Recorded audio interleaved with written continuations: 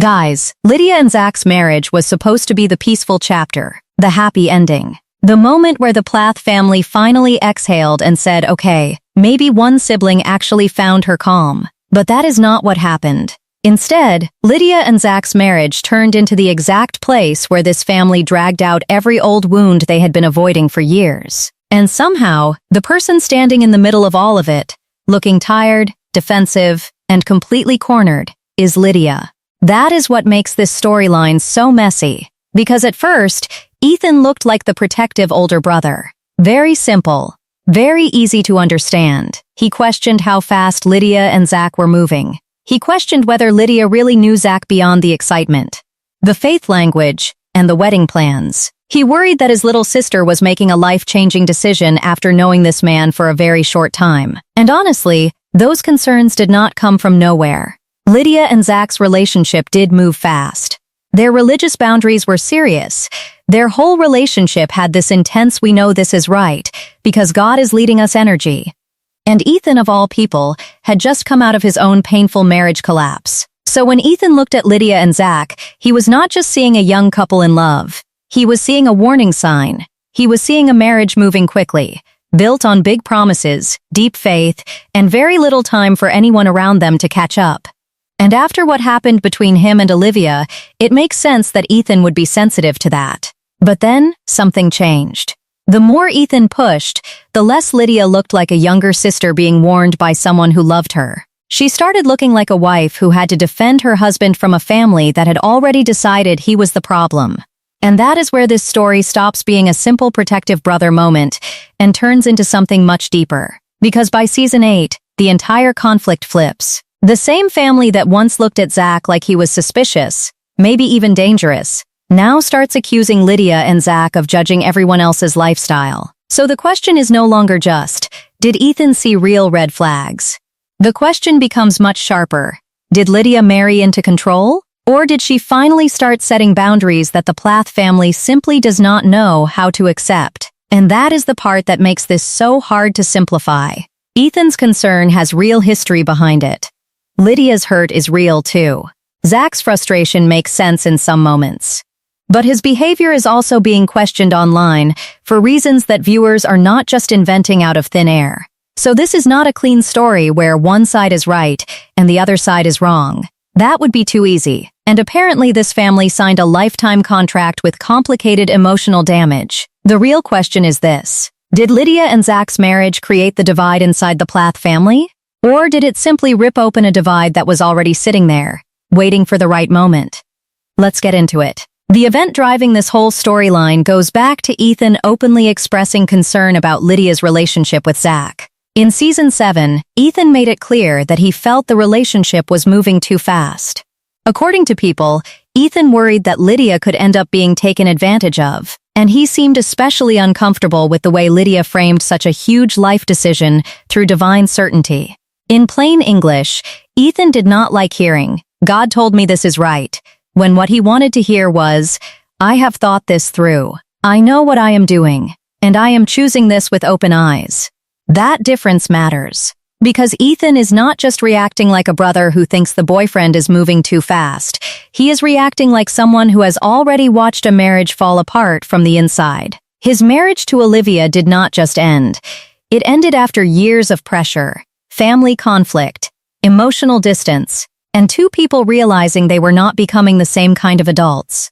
So when Ethan sees Lydia stepping into marriage quickly, with faith wrapped tightly around every decision, it hits a nerve. He does not just see Lydia. He sees himself. He sees the version of himself who once believed love, faith, and commitment would be enough to carry a marriage through anything. And now he knows they are not always enough. Not if communication is weak. Not if identity is still forming. Not if one person is trying to grow while the other is trying to hold the relationship inside a fixed belief system. That is why Ethan's fear feels so intense. He is not only afraid Lydia might get hurt, he is afraid she might not realize she is hurt until years later. That is a very human fear. It is also a very dangerous one, because fear can make people sound controlling even when they believe they are being protective. And that is Ethan's biggest contradiction. He says he wants Lydia to be free. He wants her to make her own choices. He wants her to avoid pain. But at the same time, he is pressuring her to accept his version of what is happening in her own marriage. You cannot say, "I want you to have freedom," and then act like her freedom only counts if she agrees with your warning. That is not freedom. That is control wearing a nicer shirt. And Lydia has her own contradiction too. She wants her family to trust her as an adult woman making her own decision. That is fair. She is not a child. She does not need every sibling, parent, and cousin by emotional chaos to approve her marriage before it counts. But Lydia also knows the relationship moved quickly. She has acknowledged that her family did not have much time to really know Zac before the wedding. People reported that Lydia later apologized for putting pressure on the family to accept Zac on a rushed timeline. And that is important, because it shows Lydia is standing in two places at once. On one hand, she wants full trust. On the other hand, she knows the family's concerns were not completely random. That is what makes her sympathetic. Lydia is not just blindly ignoring everything. She understands why people had questions. But she also feels like those questions turned into judgment. And once someone feels judged, they stop hearing concern. They only hear attack. That is where the emotional wall goes up. And once Lydia starts defending Zac, the family reads that defense as proof that Zac has too much influence over her. But is that fair? Not always. Because when a person gets married, their loyalty naturally shifts. Their spouse becomes their main partner. That does not mean the family is being abandoned. It means the family is no longer the center of every decision. And that shift is huge for Lydia. For years, Lydia was one of the steady ones in the Plath family. She was calm. She was faithful. She was predictable. She was not the sibling creating the biggest waves. She often seemed like the one who could hold emotional order when everyone else was falling apart. But now, she is not functioning as the family's emotional caretaker anymore. Her loyalty has moved toward Zac. And that shift threatens the old Plath family structure more than anyone wants to admit. Because when a tight family system loses the person who used to keep things smooth, they usually do not say, "This is healthy growth." They say, "Something is wrong with her." They say, "She changed." They say, "He changed her." And maybe Zac did influence Lydia. Marriage does that. Partnership does that. New beliefs, new boundaries, new priorities. All of that changes a person. But not every change is manipulation. Sometimes a family calls it manipulation because they preferred the old version of you. The easier version. The version who did not push back. The version who kept the peace so everyone else could avoid doing emotional work. And that is where this storyline becomes bigger than Zac. Because yes, Zac's behavior deserves analysis.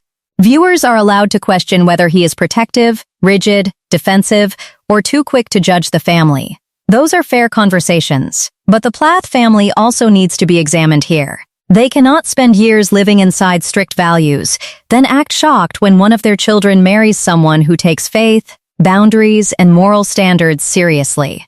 That is the strange irony in this whole situation. Lydia did not come out of nowhere. She is, in many ways, a product of the very system this family created. So when Kim or the siblings push back and say Lydia and Zac are judging others, the audience is going to notice the contradiction. Because this family has a long history of judgment, control, and rules about what is acceptable. Now Lydia is older, married, and holding her own line. And suddenly everyone is uncomfortable. That does not automatically mean Lydia and Zac are right about everything. It does not mean their boundaries are always healthy. It does not mean their delivery is perfect. But it does mean the family's outrage is more complicated than they want it to be. Because part of what they are reacting to may not be Zac himself. It may be the uncomfortable feeling of seeing their old values reflected back at them through Lydia's marriage. And that is why Ethan's concern lands in such a painful way. He may be trying to save Lydia from repeating his mistakes. But Lydia does not hear it that way. She hears, "I do not trust your judgment. I do not trust your husband. I do not trust your marriage." And once that happens, she stops being open. She starts protecting. That is the emotional turning point. Because Ethan thinks he is warning Lydia before it is too late. Lydia thinks Ethan is disrespecting the life she has already chosen. And Zac, meanwhile, is standing in the middle of a family that seems to have started judging him before he ever had a real chance to belong. That creates a trust problem on every side. Ethan does not trust Zac. Lydia does not trust Ethan's motives. Zac does not trust the family's intentions. And the family does not trust Lydia's new boundaries. That is not one conflict. That is 4 conflicts stacked on top of each other, pretending to be one conversation.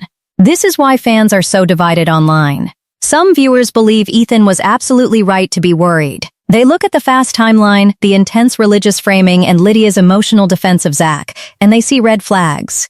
Other viewers think the Plath family is being hypocritical. They believe Lydia is finally living by the values she was raised with, and now the family is punishing her because those values are inconvenient when directed back at them. Then there is the Zac debate. Some fans see Zac as a protective husband who is tired of being treated like a villain. Others see him as too controlling, too rigid, or too comfortable speaking over Lydia. And to be clear, fan reactions are not confirmed facts. They are interpretations. But they matter because public perception shapes how this storyline plays. If viewers believe Zac is controlling, every calm comment from him starts to look calculated. If viewers believe the family is unfair, every criticism of Zac starts to look like a setup. And if viewers believe Lydia is caught in the middle, then every scene becomes painful to watch. Because she is not just defending Zac, she is defending her own adulthood. That is what makes this storyline powerful. It is not about one argument. It is about whether Lydia is allowed to grow into someone her family does not fully recognize. And here is my prediction. This conflict is not going away.